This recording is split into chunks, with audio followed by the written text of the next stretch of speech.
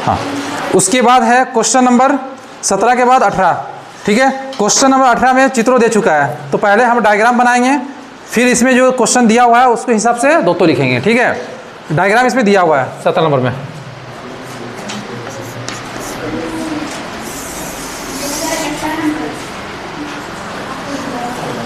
Sorry 18 number, 17 अभी क्या ना 18 नंबर। हाँ,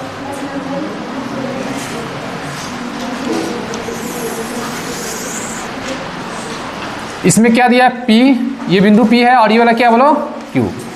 जहाँ पे वृत्तों कट कर रहा है उसका नाम क्या दिया गया, P और Q। ठीक है, और इसका पहला वृत्तों का जो सेंटर है, केंद्रों, इसका जो केंद्रों है, एक का नाम A है, दूसरा का नाम B है, इसको भी ज्वाइन कर दिया है। ठीक है, इतना दिया, फिर PQ को भी ज्वाइन किया हुआ है। हाँ, तो चित्रों रे ए ओ बी दुईटी परस्पर छेदी वृत्तों है ना, ए ओ बी दुईटी क्या है, परस्पर छेदी वृत्तर केंद्र।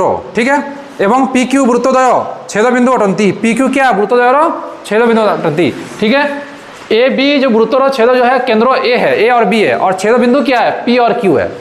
ठीक है ना, उसके बाद इसमें हमको क्या करना भाई, प्रमाण करना है कि ए बी और पी क्यू सारा तो जिया को समद्विखंड करे। ए बी क्या करता है, P Q, A B P Q सदर, देखो ए बी जो है वो क्या करता है, पी क्यू को, ये ए बी जो है ना वो पी क्यू को समान द्विखंड करता है, मतलब समान द्विभाग मारता है। मतलब कि यहाँ पर अगर नाम अगर हम दे दें, इसका नाम देते हैं, चलो एम नाम देते हैं, क्या नाम देते हैं, एम। तो क्या होगा, ये जो ए बी है ना, ये जो पी क्यू को दो भाग में बांटेगा। पहला भाग हो गया ए पी एम और दूसरा एम क्यू, समान द्विखंड करे, है कि नहीं। सबसे पहले क्या प्रूफ करना है, हाँ, पी एम और एम क्यू को बराबर दिखाना पहला पार्ट में। ठीक है ना। हाँ, तो सबसे पहले आते हैं, इसमें लिखते हैं दोस्तों, दोस्तों क्या दिया हुआ है, बताओ दोस्तों क्या है।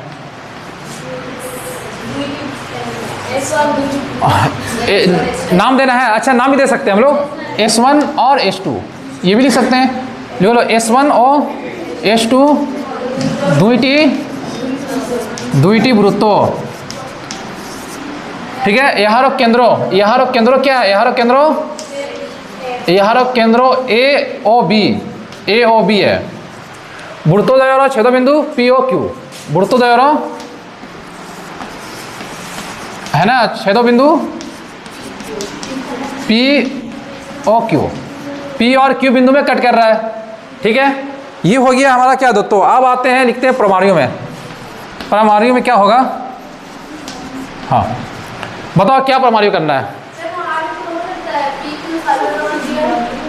नहीं मत लिखो सर, हाँ इसे ही लिखो ना, उतना कॉम्प्लिकेटेड क्यों कर दिए। ठीक है, अब बताओ प्रमाणियों में क्या हो सकता है कि ए बी जो है, ए बी पी क्यू को क्या कर रहा है, समद्विखंड कर रहा है। इसका सिंपल मतलब है कि पी एम बराबर एम क्यू प्रूफ करना है। क्या सबको यहाँ तक समझ में आया। हाँ, अब उसके बाद अंकनों करते हैं। क्या अंकनों करें, जो अंकनों क्या करें, जो त्रिभुज बनेगा।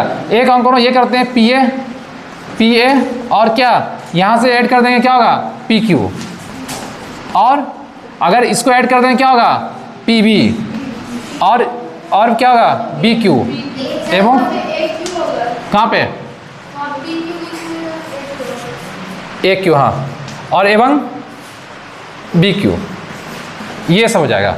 ठीक है, तो ए पी ए क्यू और है ना बी क्यू और क्या बोलो पी बी, है ना। ये सब अंकों ने क्या किया, जो अंकों ने क्या किया उसको यहाँ लिख दिया अंकों में। यहाँ तक समझ आया। अब उसके बाद हम स्टार्ट करते हैं प्रूफ करना। तो एक काम कर, पहले इसको लिखो, मिटाने के बाद यहाँ पे प्रमाण शुरू करेंगे क्योंकि जगह नीचे कम है।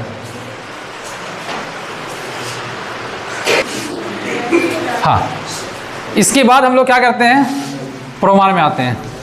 अब यहाँ से ध्यान से सुनना, प्रूफ क्या करना है, प्रूफ ये करना है कि ये जो पीएम है और एमक्यू है इसको बराबर प्रूफ करना है ना। बराबर प्रूफ करने के लिए अगर हम ए एम पी त्रिभुजो, दिख गया सबको, ये वाला त्रिभुजो ए एम पी त्रिभुजो और उसके नीचे क्या है ए एम क्यू त्रिभुजो, अगर दोनों त्रिभुजों को सर्वसम प्रूफ कर दें तो क्या ये पी एम और एम क्यू बराबर होएगा, पक्का होएगा ना। तो देखते हैं क्या ये दोनों त्रिभुजों को सर्वसम प्रूफ कर सकते हैं। तीन चीज बराबर होना चाहिए। तो पहला ए पी, पहला क्या है ए पी, दूसरा ए क्यू बराबर है, पहला ठीक है। अब क्या बोलो, और क्या बराबर है, हाँ एम जो है ना तेरा एम, ये साधारण बाहु हो गया, इसके अलावा कुछ और बताओ। हाँ एम एम, देखो एम पहला त्रिभुज में भी है और यही एम दूसरा त्रिभुज में भी है। तो ए 90 डिग्री कैसे, क्वेश्चन दिया नहीं है ना, कैसे जाने 90 डिग्री है? ऐसे कुछ बोलेगा तब तो, क्वेश्चन में बोला भी नहीं 90 डिग्री है ना? तो 90 डिग्री है कैसे जाने, बोलो रे। तो ये चीज़ हम लोग 90 डिग्री नहीं बोल सकते, 90 डिग्री नहीं बोल सकते है ना, क्योंकि देने से हम लोग देंगे ना, अपने तरफ से हम 90 डिग्री कैसे ले रहे हैं? सही बात है कि नहीं? हाँ। अब एक बात बताओ, ए क्यू और पी ए, अरे वो एक ही बाहु है, मतलब ए क्यू वही चीज़ है, पी वही एक ही चीज़ है। ये जो लाइन है ना, अगर लाइन को बोले नाम बताओ तो ए बी बोल सकते हैं, इसको बी ए भी बोल सकते हैं। ए क्यू और पी ए बोला, ये वाला बोल रहा है, ए क्यू और पी ए, ये वाला तो वो बोल चुके हम लोग, इसमें क्या होगा, तो बोल चुके। ये एक हो गया, दूसरा क्या है बोलो, और ये वाला एम हो गया, ये तो बोल चुके हैं। इसके अलावा ये दोनों के अलावा कुछ नहीं दिख रहा ना। तो एक काम करते हैं, पहले हम लोग क्या करते हैं, यहाँ से हटाओ, पहले इसी दोनों त्रिभुजों का ना एक और चीज़ को बराबर करना पड़ेगा, तब जाके ये त्रिभुजों में आएंगे।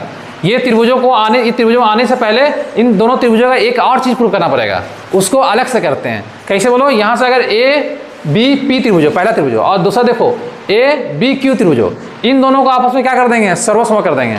अगर ये दोनों आपस सर्वसम हो गया तो मेरा ये वाला कोणों बराबर हो जाएगा ना, और जिसका कमी था वो पूरा हो जाएगा, है कि नहीं? तो इसको बराबर करना आसान है। देखो इसका ए पी और इसका ए क्यू बराबर है, इसका पी बी और इसका बी क्यू क्या है, बराबर है। और ये जो ए बी जो है ना, साधारण बाहु है, ये दोनों सर्वसम हो जाएगा ना, तो अपने आप ये वाला कोण और ये वाला कोण बराबर हो जाएगा। जब ये कोण बराबर हो गया तो ये दोनों त्रिभुज भी आपस में क्या हो जाएगा, सर्वसम हो जाएगा, है ना? तो फिर हम लोग पी एम बराबर एम क्यू लिख सकते हैं। स्टेप समझाया कि हाँ, नहीं समझाया? अगर हमको ये पी एम और एम क्यू को बराबर दिखाना है तो ये दोनों त्रिभुजों को आपस में सर्वसम दिखाना पड़ेगा, और सर्वसम दिखाने के लिए 3 चीज़ बराबर होना चाहिए। कितना होना चाहिए? 3 चीज़।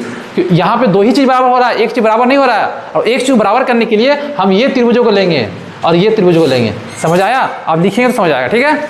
हाँ, त्रिभुजों ए पी बी और त्रिभुजों ए क्यू बी, मध्य रे क्या क्या बराबर है? मध्य रे क्या क्या बराबर बताओ? ए पी बराबर ए क्यू, है ना? ए पी और ए क्यू एक ही वृत्तों का व्यासार्ध है। उसी तरीके से पी ए बराबर बी क्यू, ये भी क्या भाई, एक ही वृत्तों का व्यासार्ध है। ये सब क्या वृत्तों रो,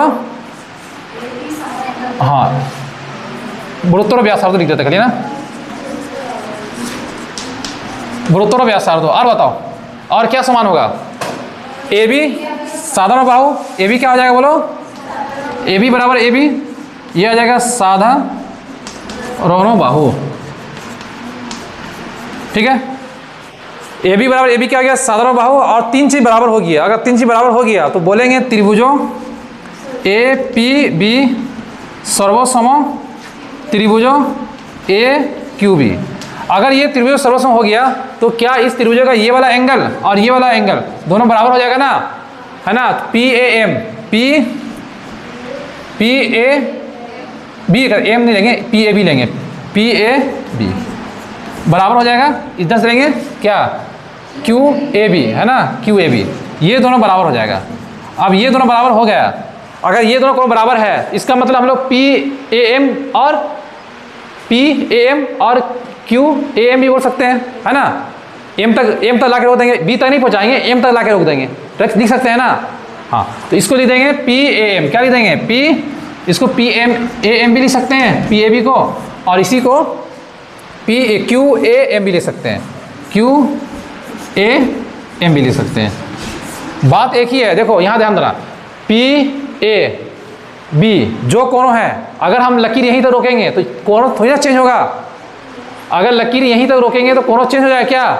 नहीं होगा। अगर ये 30 ऐसे बोलेंगे पी ए बी 30 डिग्री है, अगर हम पढ़ेंगे पी ए एम क्या 35 डिग्री हो जाएगा? नहीं ना। तो वही चीज़ लिख दी है, बी तक नहीं पहुंचा के एम तक ही रोक दी है। और एम तक क्यों रोके? क्योंकि यहाँ पे ये दोनों त्रिभुजों का जरूरत है, इसीलिए एम तक रोका गया। है ना। अब क्या करेंगे उसके बाद अगला स्टेप में यहाँ पर क्या लेंगे भाई बताओ, बोलो। हाँ, त्रिभुजों APM ये लेंगे और